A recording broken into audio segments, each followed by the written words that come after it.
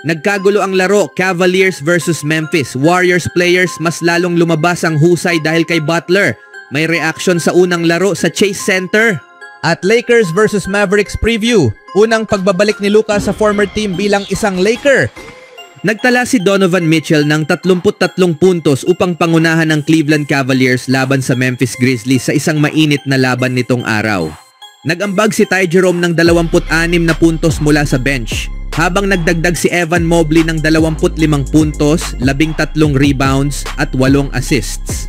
Si Jarrett Allen naman ay may 13 puntos at 10 rebounds para sa Cleveland, ang nangungunang team sa Eastern Conference na nagpatibay ng kanilang league best record sa 47-10. Sa panig ng Grizzlies na pangalawa sa Western Conference at galing sa isang come from behind panalo sa Orlando noong Sabado, pinangunahan ni Jaren Jackson Jr. ang opensa na may 22 puntos. Nagdagdag si Ja Morant ng 21 punto at 10 assists para sa Memphis na nahuhuli sa halftime, ngunit sandaling nakuha ang isang kalamangan sa pagsisimula ng third quarter. Muling bumawi ang Cleveland at pareho nang nabigyan ng technical fouls ang kanilang mga coach nang sumiklab ang isang komosyon sa kalagitnaan ng ikatlong quarter. Nagkagirian sina Mitchell at Desmond Bane habang habol ang isang loose ball at nauwi sa pagkatumba at pag-wrestling sa sahig. Agad na sumugod ang seguridad, pati na rin ang iba pang players mula sa magkabilang team. Binigyan ng technical foul sina Mitchell at Bane, pati na rin sina Morant at Cleveland's Tristan Thompson. Sinabi ni Cavs coach Kenny Atkinson na nalulungkot siya na maraming players ang nadamay. Hayaan na lang ang dalawang tao na magtunggali, ang iba huwag nang makialam, ani niya. Patuloy na lumaban ang Grizzlies hanggang sa huli. Binawasan ng 11 puntos na kalamangan na may 5 minutes and 54 seconds na natitira sa laro. At naibaba ito sa 3 puntos sa natitirang 42.4 seconds. Ngunit tinapos ng Cleveland ang laban mula sa free throw line. Sa kabilang balita naman, ang Warriors at ang kanilang mga fans ay nakakakita ng malapitan ng isang bagay na dati halata pa lamang mula sa malayo noong si Jimmy Butler ay nasa Miami. Isa siya sa mga bihirang player na ang simpleng presensya ay nagpapataas ng antas ng kanyang mga kakampi. Lalo na sa mga kakamping hindi pa lubusang napatutunayan sa NBA. Kitang-kita ito halos agad matapos ang debut ni Butler para sa Golden State at lalo pang lumutang noong second quarter habang tinambakan ng Warriors ang Kings sa Sacramento. Habang nanonood si Stephen Curry mula sa bench, si Butler ang nagbigay ng enerhiya sa isang mabilis na run na nagbigay sa Warriors ng malaking kalamangan, isang abanteng hindi na nila binitiwan. Ang rookie center na si Quinton Post ay nakapasok ng 3 tres nang hindi nagmintis. Si Moses Moody ay nakashoot ng 2 beses nang walang mintis. Sa loob ng ilang minuto, si Butler ay nagbigay ng game-changing momentum sa team.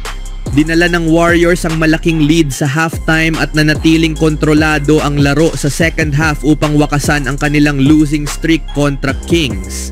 Ang pagkontrol namin sa second quarter ay malaking bahagi ng karanasan, pero higit sa lahat dahil sa presensya ni Jimmy, ani ni Curry, yung lineup na naglaro habang wala ako sa court. Kung titingnan mo, may dahilan kung bakit nila napakinabangan ang mga minutong iyon, dahil kapag may kalamangan ka at kaya mong kontrolin ang mga posisyon at makakuha pa rin ng stops, malaking bagay yon. Malaki ang kinalaman ni Jimmy sa presensya at kumpiyansa na dinadala niya sa laro. Ang epekto ni Butler ay isa sa mga pangunahing dahilan ng mas mahusay na performance ng Warriors. Sa ilang laro pa lamang, ramdam na ang pagbabago sa kumpiyansa at galaw ng team. Maging ang mga veterano ay nakikinabang sa kanyang presensya at tila mas determinado silang maglaro. Binibigyan tayo ni Jimmy ng swagger ayon kay Coach Steve Kerr. Sa unang mga laro niya, kitang-kita ang kanyang kontribusyon sa opensa at depensa. Ngunit higit pa sa kanyang mga numero, ang epekto ni Butler sa kanyang mga bagong kakampi ay parang isang mensaheng ipinapahayag sa megaphone.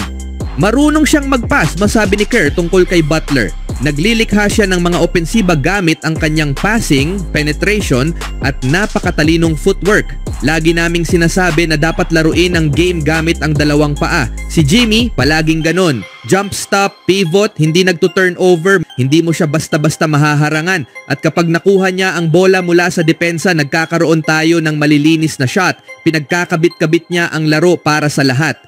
Ito rin ang ginawa niya sa loob ng kanyang panahon sa Miami Heat. Ilang beses silang umabot sa Conference Finals at NBA Finals. Ang kanilang tagumpay ay nag-ugat sa kultura ng team na itinayo ni Pat Riley. sa estratehiya ni Coach Eric Spoelstra at sa presensya ni Butler. Isipin na lang ang roster ng Heat nung umabot sila sa finals. Noon si Bam Adebayo ay hindi pa isang star, si Tyler Hero ay isang rookie, si Duncan Robinson ay isang undrafted guard, si Kendrick Nunn ang starting point guard at si Myers Leonard ang starting center. Dinala ni Butler ang team na yon hanggang NBA Finals. Ang Heat ay muling lumaban sa finals makalipas ang ilang taon kahit na maraming nagsasabing wala silang sapat na talento. Doon nakilala ng mundo sina Max Strus, Caleb Martin at ang backcourt duo ni Gabe Vincent at Kyle Lowry. Matapos ang panalo sa Sacramento, sandaling nagmuni-muni si Draymond Green kung ano ang dinadala ni Butler sa Warriors. Mahaba ang sinabi niya pero ang konklusyon niya ang pinakamalakas na mensahe. Kailangan mo ng isang taong magbibigay ng buhay sa team natin at bigyang takot ang ibang teams, ani ni Green. Yan ang ginagawa ni Jimmy. Hinahawakan ni Butler ang kumpiyansa ng kanyang mga kakampi. Ang kanilang tiwala sa kanya ay tila na ipapasa rin sa kanila na nagre-resulta sa isang mental edge na maaaring maging napakalakas. Ang kakayahang ito ay maaaring mas mahalaga pa para sa Warriors kaysa sa mismong produksyon ni Jimmy Butler. Ano sa tingin niyo mga kaibigan? Sa huling balita, ang tampok na laban sa Miyerkules ng NBA season ay ang sagupaan ng Los Angeles Lakers at Dallas Mavericks sa Crypto Arena. Mahigit 6 na linggo matapos makuha ng Lakers ang panalo sa kanilang unang laban ngayong taon. May pagkakataon ngayon ang Mavericks na kunin ang 2-0 lead sa season series at tiyakin ang panalo sa serye. Sa unang 3 laro niya bilang isang Laker, hindi masyadong nagpakitang gilas si Doncic. Ngunit bumalik siya sa kanyang forma sa matinding panalo ng Lakers laban sa Nuggets noong linggo.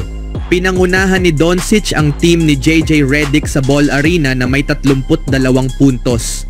Saktong bumalik sa forma si Luka habang naghahanda ang Lakers na harapin ang kanyang former team sa unang pagkakataon mula nang mangyari ang blockbuster trade na nagbigay ng malaking pagbabago sa liga. Matapos magtala ng 2 sunod na talo bago at pagkatapos ng All-Star break, bumawi ang Lakers sa pamamagitan ng 2 magkasunod na panalo dahilan upang umangat sila sa Western Conference standings. May ilan pa silang natitirang laro kumpara sa mga team sa itaas nila kaya may tsansa pa silang umakyat sa pwesto. Samantala, lumipat si Anthony Davis sa Dallas bilang bahagi ng trade para kay Doncic at maganda ang naging simula niya sa Mavericks bago siya nagtamo ng injury pagkatapos ng kanyang unang laro. Dahil sa pagkawala ni Davis, natalo ang Mavericks sa ilan sa kanilang mga huling laro. Bumaba sa standings ang Mavericks at may ilan pang team sa paligid nila na nagsisimulang humabol kaya't kailangang mag-ingat ng Dallas sa mga susunod na linggo. Sa panig ng Lakers, wala pa rin si Maxi Kleber na sumailalim sa operasyon sa kanang paa at inaasahang hindi makakabalik sa loob ng ilang linggo. Samantala, nagbalik sa aksyon sina Doncic at Vanderbilt matapos ang kanilang pagkawala sa laban kontra Trail Blazers kaya inaasahang maglalaro silang muli sa Miyerkules. Sa Mavericks, parehong may iniindang hip injury sina Dwight Powell at Caleb Martin kaya malabong makalaro sila sa laban na ito. Si Gafford naman ay maaaring hindi pa rin maglaro sa loob ng 1 buwan dahil sa MCL sprain sa kanyang kanang tuhod. Hindi rin maglalaro si Lively na hindi pa nakakabalik mula nung Enero dahil sa ankle injury. Samantala, si Anthony Davis ay hindi pa makakaharap ang kanyang former team habang nagpapagaling mula sa injury, ngunit malapit na rin siyang makabalik sa laro. Ano ang masasabi nyo sa laban nila sa Miyerkules mga kaibigan?